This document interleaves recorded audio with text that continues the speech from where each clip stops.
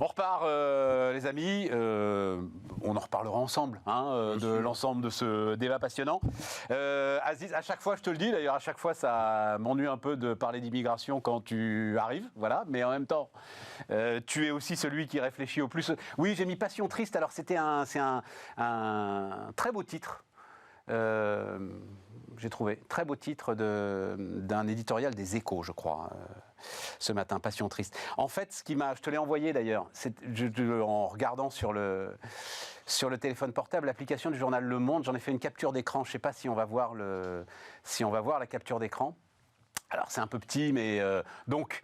En fait, le prisme du truc, donc là, on est au moment, ça doit être lundi ou mardi, quand LR a déposé rendu public ses projets de loi. Et en fait, le seul sujet finalement sur lequel les journalistes s'accrochent, c'est le gouvernement cherche à s'extirper du piège tendu par les Républicains. Et à l'intérieur, je ne sais pas si on le voit là, à l'intérieur, tu as un commentaire sur ça va être la grande foire au n'importe quoi si on laisse ce texte arriver devant l'Assemblée nationale. Vu les enjeux que tu nous décris, Aziz, avec passion, notamment sur le travail, notamment sur l'ensemble de ceux qui aujourd'hui pourraient venir renforcer la machine de production du site France. J'ai trouvé que c'était pas à la hauteur des enjeux, quoi. Voilà, et que c'est jamais à la hauteur des enjeux, en fait, le débat. Ce sujet-là, il est toujours évidemment touchy, et ça dépend évidemment le prisme par lequel tu regardes. Si tu es dans un parti politique, tu joues sur les passions, et donc forcément tu vas passionner et pousser au maximum sur le sujet. Si, comme nous, autour de la table, tu es raisonné et que tu regardes cette immigration comme une question d'abord de ressources humaines, comme d'abord un outil et un levier pour le développement économique et la croissance économique, forcément c'est pas la même chose. C'est pas la même chose de dire que l'immigration, je vais faire sauter un certain nombre d'élus, c'est 2% de plus dans le PIB.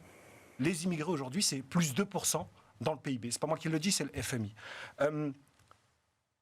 C'est pas beaucoup, 2% dans le PIB, mon cher Aziz, j'aurais pensé plus, moi. Parce que c'est...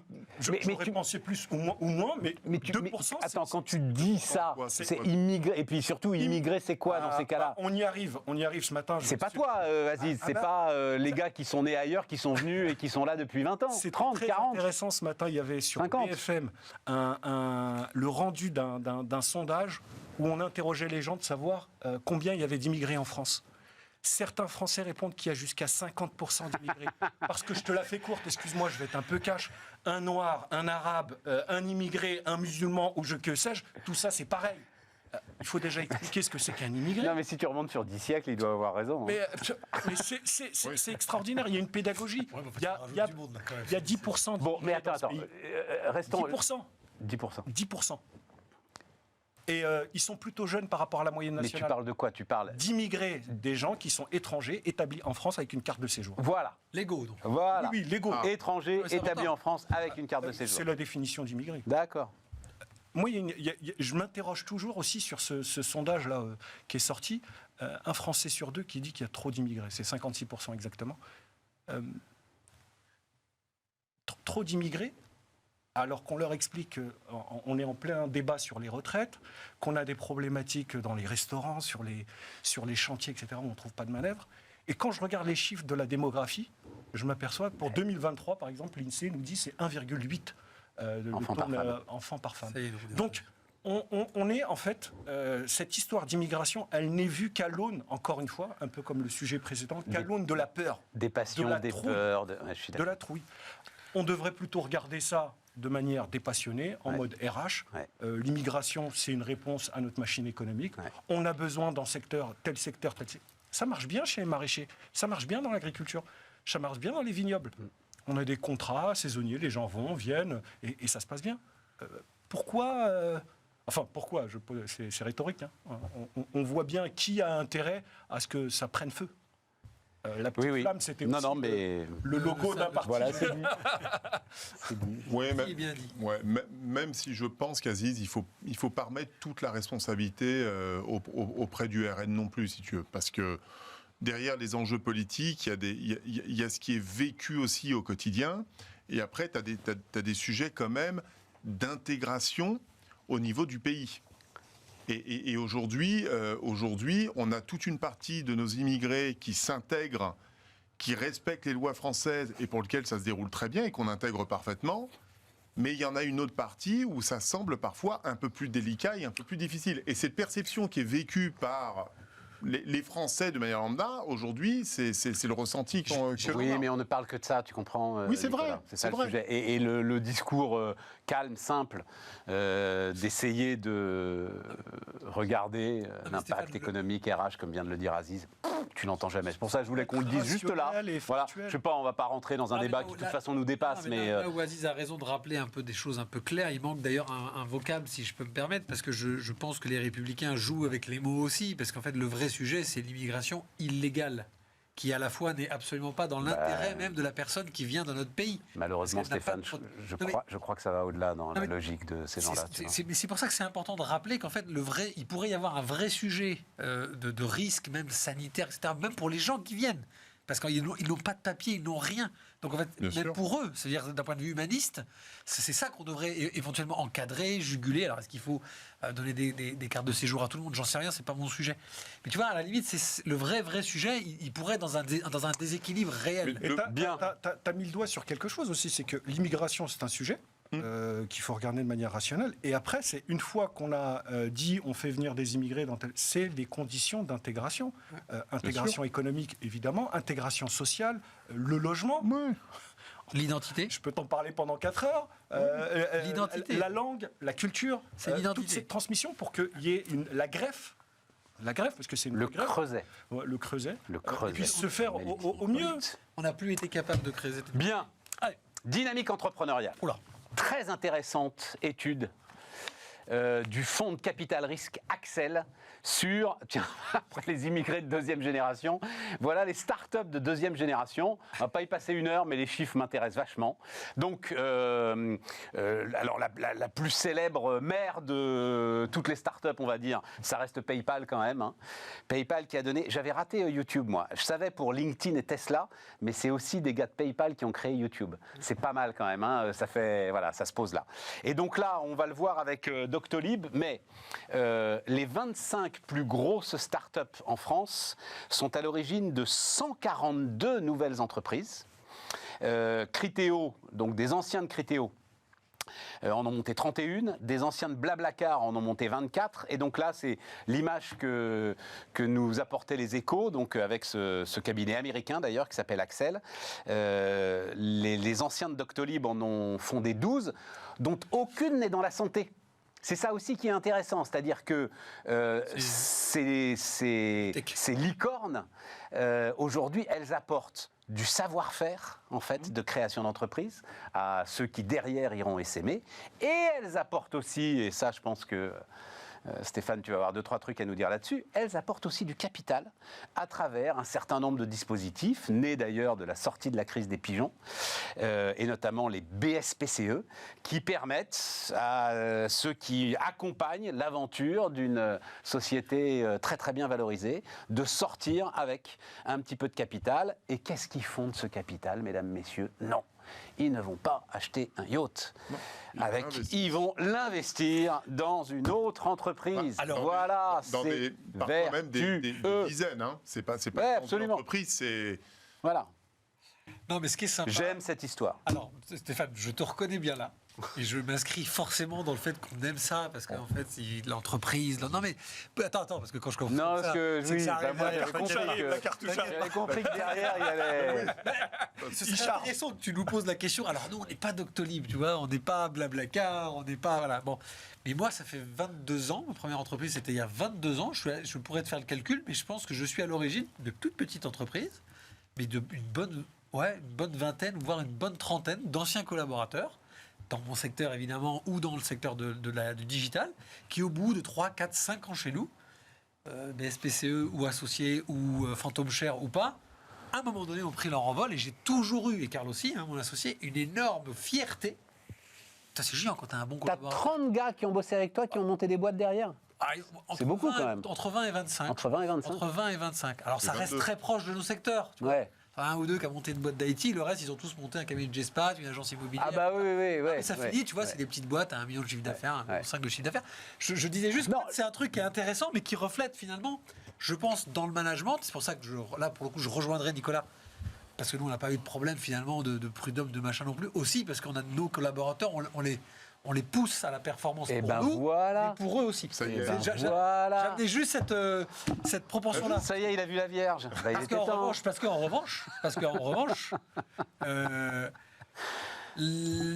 on peut voir un côté un peu pessimiste en revanche. Est-ce que des grands mecs de chez PayPal, enfin des mecs câblés de chez PayPal, de chez Google, de chez Facebook, s'en aillent pour monter demain d'autres boîtes sans être concurrents? On se dit que c'est qu'ils y étaient peut-être pas si bien, qu'ils n'ont pas été aussi bien intéressés pour qu'on les garde. Ah non, je suis pas du tout d'accord. Je dis juste, on ne sait jamais, je pose la question. Je dis juste... Non, quand le terreau est fertile, c'est assez logique d'ailleurs, quand tu es dans des environnements entrepreneuriaux aussi importants, tu attires aussi cette typologie de profil.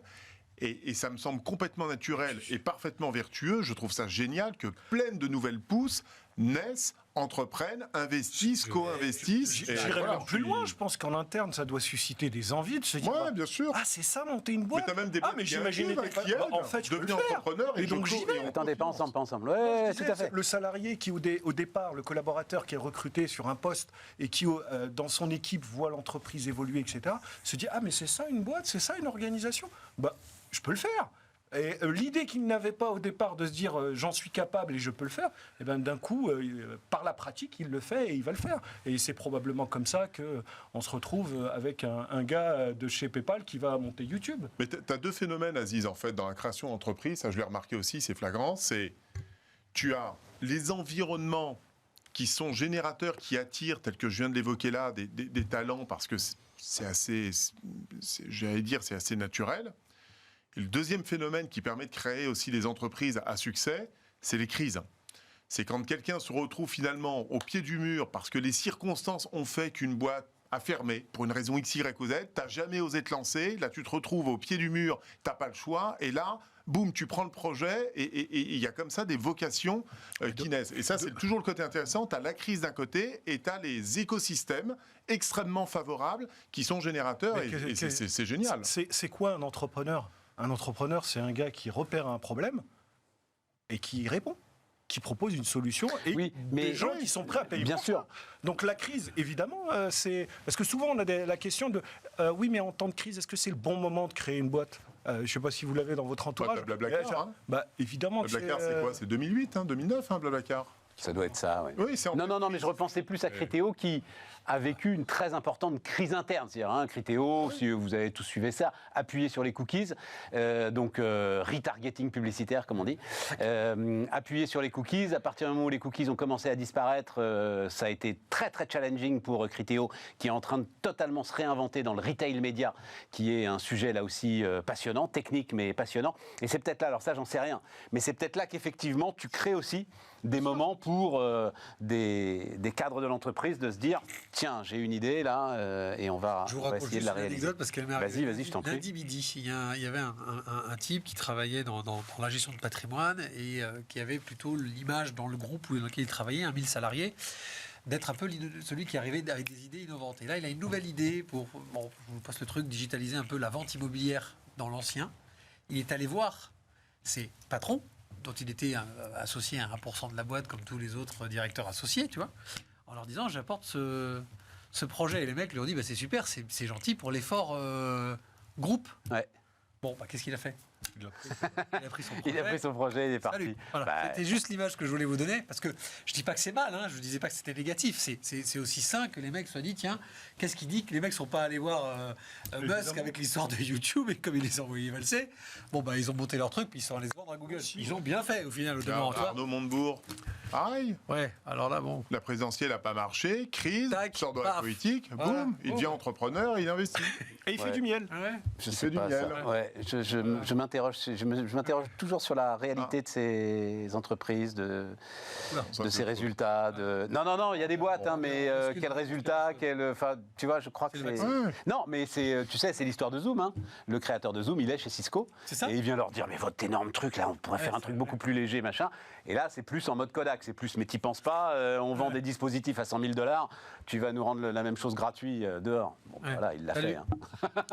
Ça a été Il l'a malade, fait. ouais. Qu'est-ce que tu voulais nous dire sur l'immobilier, mon cher Stéphane? Crise immobilière, hein, je reprends juste les éléments. Donc, passionnante émission d'1 heure là-dessus qu'on a faite hier, donc allez voir ça en podcast et en replay si ça vous intéresse. On est sur une crise qui dépasse évidemment le simple effet cyclique de l'activité.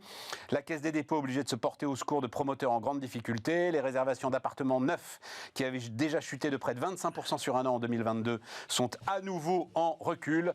Et si on compare Jacques Chanu, l'ancien patron de la Fédération française du bâtiment, avec les crises de 2008 et de 2020, la crise actuelle est plus brutale et plus violente. Et c'est que le début. Et j'en avais parlé ici il y a déjà plusieurs mois, j'avais dit ça sent pas bon du tout. D'abord parce que les maisons individuelles, donc là c'est pas à cause du Pinel, c'est pas à cause de l'immobilier neuf défiscalisant. Les maisons individuelles ont déjà depuis plus d'1 an commencé à être contractées dans les budgets, dans les capacités d'emprunt. Dès que la capacité d'emprunt des Français a commencé à se serrer, du fait de la hausse des taux d'intérêt. Et quand je dis la maison individuelle, c'est le 80 mètres carrés, hein, c'est pas le 200 mètres carrés, c'est contracté. Et alors là, ça sent très mauvais en général, parce que là, on n'est plus du tout sur des effets de mode d'incitation qu'on a coupé derrière, c'est monsieur, madame, tout le monde qui, à un moment donné, ont commencé à freiner. Et ça, en général, ça sent pas bon. Alors maintenant, on va pas revenir sur tous ces éléments-là. On sait que là, il y a une mauvaise nouvelle, c'est qu'il y a moins 25 par rapport à l'année dernière, mais il y avait déjà moins 22 l'année dernière sur l'année d'avant. Donc ça commence à faire beaucoup. Moi, je dirige, dans les sociétés que je dirige pour le groupe Primonial aujourd'hui, une marketplace de distribution d'immobilier pour les CGP. Je peux te dire que les chutes, c'est violent. Les promoteurs, ils en prennent plein les dents. Alors, on va pas les plaindre, on est d'accord. Mais en même temps, c'est parfaitement légitime vu le niveau des taux d'intérêt. Alors oui et non. C'est pas un moment pour acheter. Si tu es rationnel, si tu es un agent économique rationnel, tu comprends tout à fait que tu n'achètes pas. Si tu me permets, je vais citer Lionel Benamou, qui est un des associés de la centrale des SCPI, qui est un concurrent à moi. Je vais le citer quand même, parce qu'il a fait une super publication sur LinkedIn. Je lui enverrai, je couperai ce que je vais dire. C'est super bien ce qu'il a fait, parce que c'est notre combat tous les jours. Alors vas-y. Depuis 2002, et j'en ai connu des crises depuis 2002, c'est d'expliquer à les gens qu'en fait, il n'y a jamais de bon moment pour faire un enfant, comme il n'y a jamais de bon moment pour aller faire une balade, mais si, il n'y a jamais de bon moment pour faire un investissement. Stéphane. Alors attends, je fais tous les jours. Ah bah oui, ça je m'en doute que tu investir fais dans tous les les SCPI jours. ou investir dans l'immobilier aujourd'hui, c'est quasiment le seul actif qui va se revaloriser selon l'inflation aujourd'hui. Sauf les OAT de l'État qui ont eu la bonne idée de se valoriser sur les inflations. Ça, c'est autre chose. Donc, en fait, c'est la classe d'actifs financières qui, aujourd'hui, est la seule qui peut être, avec une inertie, on est d'accord, résiliente si l'inflation s'installe à 4, 5, plusieurs mois. C'est hyper important pour les Français. Parce que le livret A à 3, c'est formidable, mais on est à 6 d'inflation, donc tu perds de l'argent. Donc, première chose, c'est important. Ouais, mais nous fais pas trop l'article commercial quand même. Non, je vais très vite. Les taux. Quand les gens ils me disent ouais, mais j'emprunte à 4, je leur sors des dossiers avec le même client en 2011, 4,60. Et qu'est-ce qu'on a fait en 2016 1,20. Donc tu le renégocieras ton taux.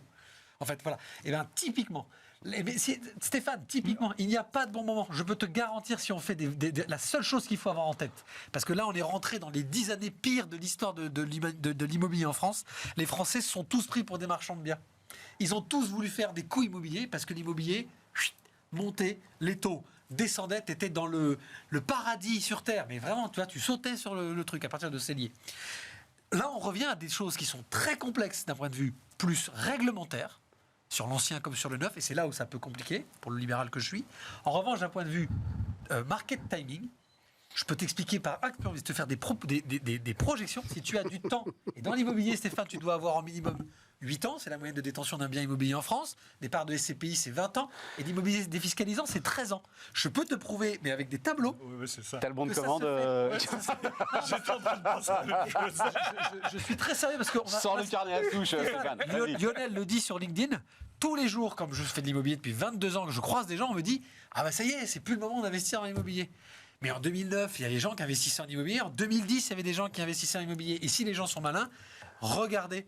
Ok. Il y a des opportunités aujourd'hui. Il y a des opportunités. C'est le moment d'acheter la grande. C'est pas le moment, Stéphane. C'est pas le moment. Il y a forcément des opportunités. Non, mais J'ai une question. une chose est sûre, c'est pour tous les mecs qui ont des choses à vendre, c'est toujours le moment d'acheter. Je referme la parenthèse. Vas-y.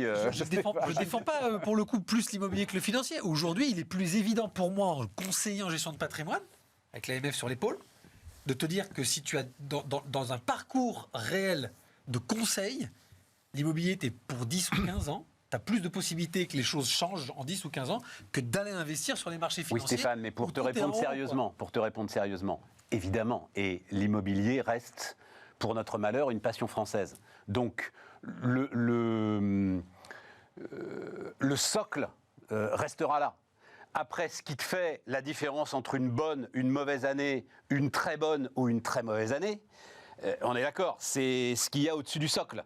Et aujourd'hui, rationnellement, tu peux considérer, si tu es au-dessus du socle, si tu n'es pas dans un besoin absolu d'investissement immobilier, tu peux considérer que c'est peut-être pas le meilleur moment. Voilà.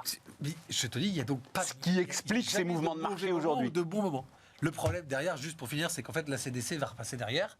Elle va acheter en bloc pour régler le problème des promoteurs. Mais c'est très bien. Bah, Elle rachète super. en... mais et donc, on continue à pas faire de pédagogie. Avec les Non, Français, mais elle et rachète ils en bloc. continueront à- voilà, Elle rachète en bloc à 60 ou à 70% du prix.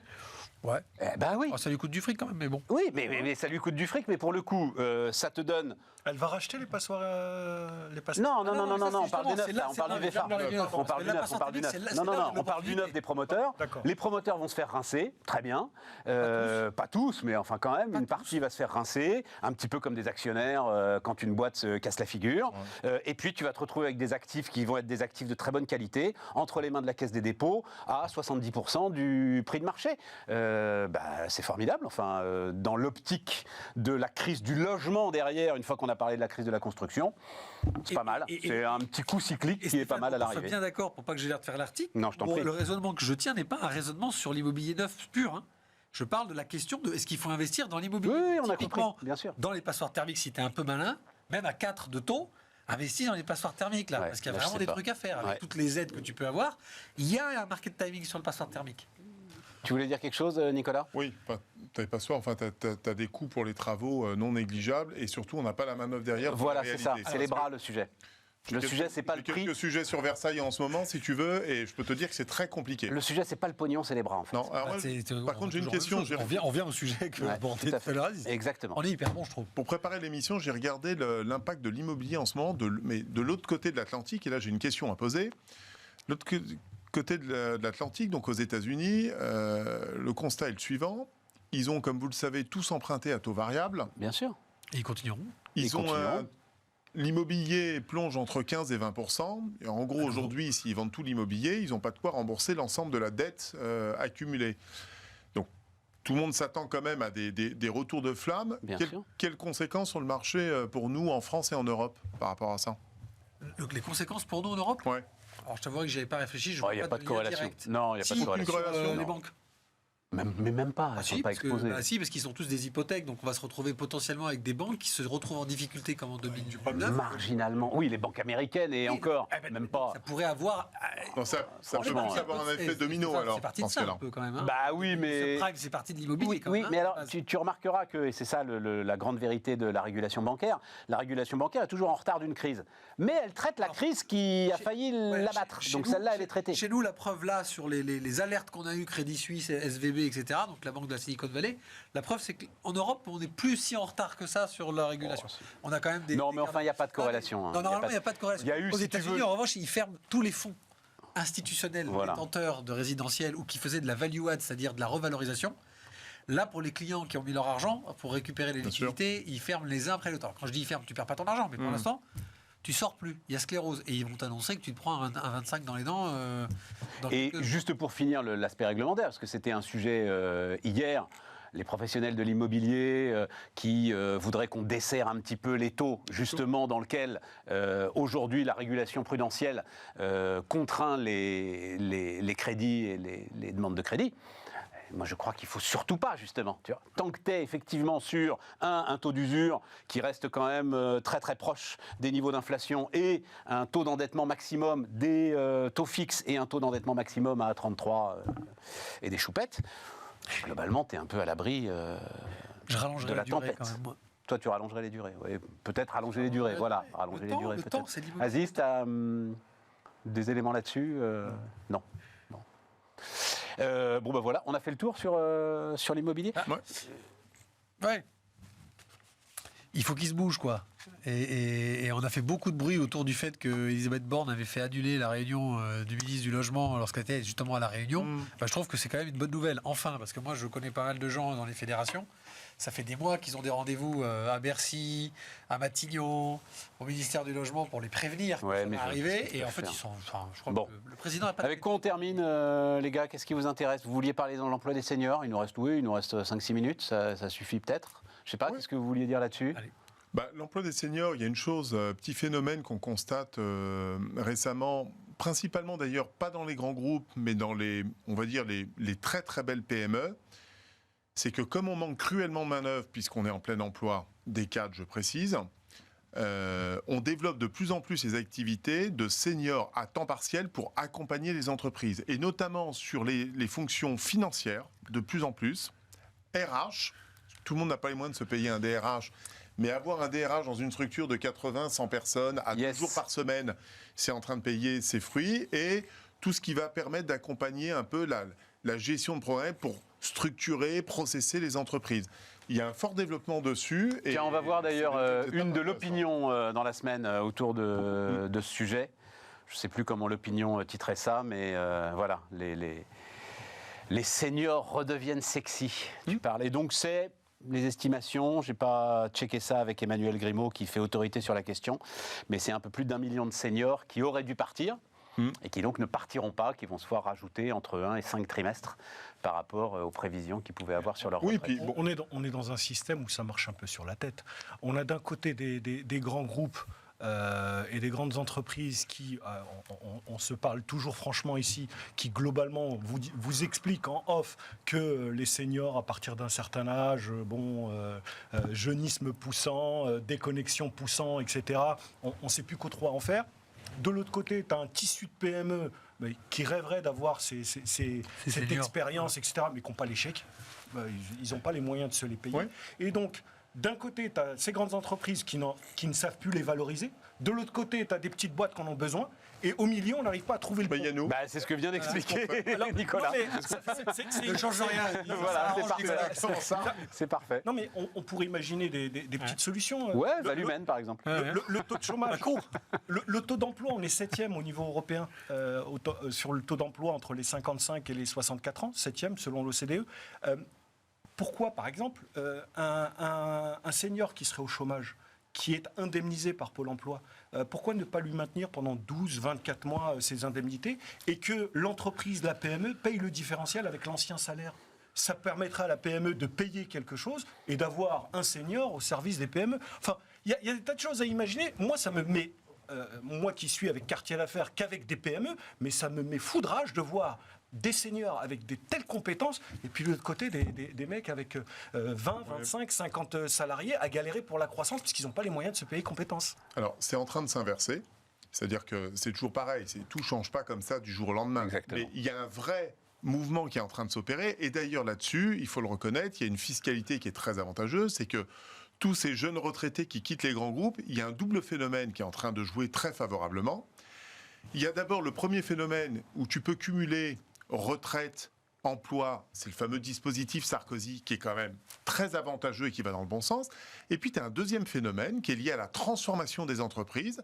Moi, je suis très content de voir plein de chefs d'entreprise, plein de cadres de grands groupes dire aujourd'hui, les grands groupes m'ont beaucoup apporté et je considère que c'est à moi aussi d'apporter dans les PME pour les aider tout simplement à grandir, à se développer et faire bénéficier des moyens de grands groupes que moi j'ai connus et que les entreprises n'ont pas. Mais ce phénomène-là, il n'est pas minime, il est en train de s'accélérer. Mais tu as un dispositif qui existe qui s'appelle le mécénat de compétences aujourd'hui. Mais tu en as plein des dispositifs. Mais c'est pas industriel, c'est pas structuré. Rome ne s'est pas faite en un jour. Ouais, ça fait 30 ans que je Non, là, je t'assure. Mais ça viendra. Non, là, je t'assure j'ai exactement les mêmes échos que Nicolas. Il y a une vraie prise de conscience et il y a même, pour tout te dire, j'y suis associé, l'idée d'un certain nombre de grands groupes l'objectif d'essayer de créer une forme de bourse, en fait, d'échange de l'ensemble de ces... qui eux-mêmes en ont marre, en fait. Oui, et eux-mêmes en ont marre. Même ceux, tu sais, qui sont pas... Parce que, j'en sais rien, moi, les grandes banques, par exemple, elles vont pas les foutre dehors. Non, elles vont pas le faire. Mais eux s'emmerdent. Et donc, ils sont, pour un certain nombre d'entrepreneurs, en plus de ces nouvelles aventures, il faut juste organiser ça. Sur un point de vue juridique, c'est quand même assez lourd, le juridisme, parce que l'idéal, ce serait d'aller les faire bosser dans ces PME, mais qui restent attachés contractuellement à la grande entreprise. Eux, c'est ce qu'ils veulent, en tout cas, un certain nombre d'entre eux. C'est ça. Oui, mais il faut le fabriquer. Voilà. Donc tout ça se met en place. Alors je lance un appel, Ça on a s'est la pas fait en un plateforme jour. digitale pour ça s'appelle Quartier d'affaires. Le grand groupe, ça a été monté avec l'ANDRH. La partie et la brique digitale, elle est à disposition des DRH. De l'autre côté, vous arrivez, vous vous connectez.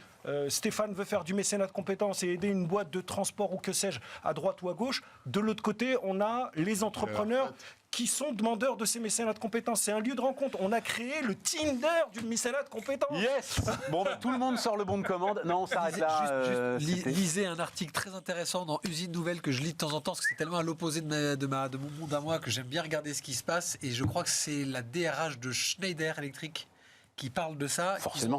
Ils ont des départs, glissants Il y en a plein. des retraités et ils se retrouvent Tous les plusieurs grands mois maintenant à avoir des gens qui sont à la retraite, toujours payés par l'entreprise. Et typiquement, Il y a des gens une vérité. qu'on pourrait prêter finalement à des entreprises. Une vérité qui ne bouge pas, c'est le temps. Le temps. Et là, c'est fini. Et le temps, c'est de l'argent.